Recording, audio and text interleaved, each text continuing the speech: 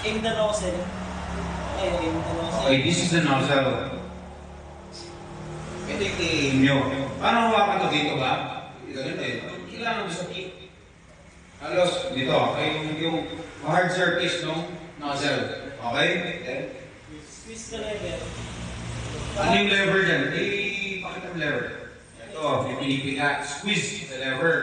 Okay? Pag natanggal na yung pin, pipigay nyo to. Yung sweep side by side yung pa ganun. Para yung apoy. Sige. Ilang metro o ilang apart? 1 meter siya. At least 1 meter. So, ito yung sunog. 1 meter. Okay? Actually, ano yan? I-assess nyo rin. Kailangan malakitan mo kaya din. Pero at least mga... Ito kasi mahina to eh. Pero sa 10 tons, sa 20 tons, 3 meters and then magbog ka ng dahan-dahan. Until makulat. Kasi baka sumabog pa yun, hindi mo alam. You protect yourself, siyempre. Okay?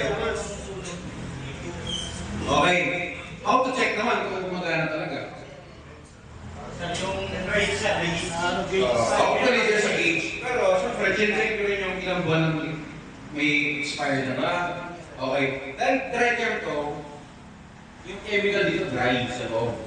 Ngayon, meron tayong manually check dito. Minsan, kahit expired na gagana pa rin. Pero siyempre, mas maganda, hindi siya expired kasi i-check ng Bureau of Fire to, di ba? Okay. How to check? I-check niyo yung gauge meter. Ayan. Dapat nandiyan sa part na yan, sa part na yan. Ano? Pag nag-red, discharge na siya. Ngayon, paano yung manually check yan? Mararamdaman nyo sa flow nung ano niya sa loob. Gagano nyo? Makikita mo yung bagsak. Kung sobrang bilis, gumanon siya, wala na siyang pressure.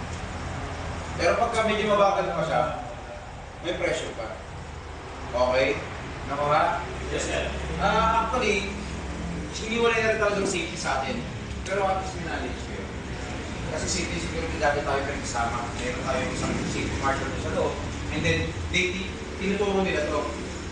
Okay? So, bilang, actually hindi pa ako practitioner, pero bilang safety officer, ako rin safety officer sa office. So, alam niyo na, pakinggan niyo, maramdaman niyo naman.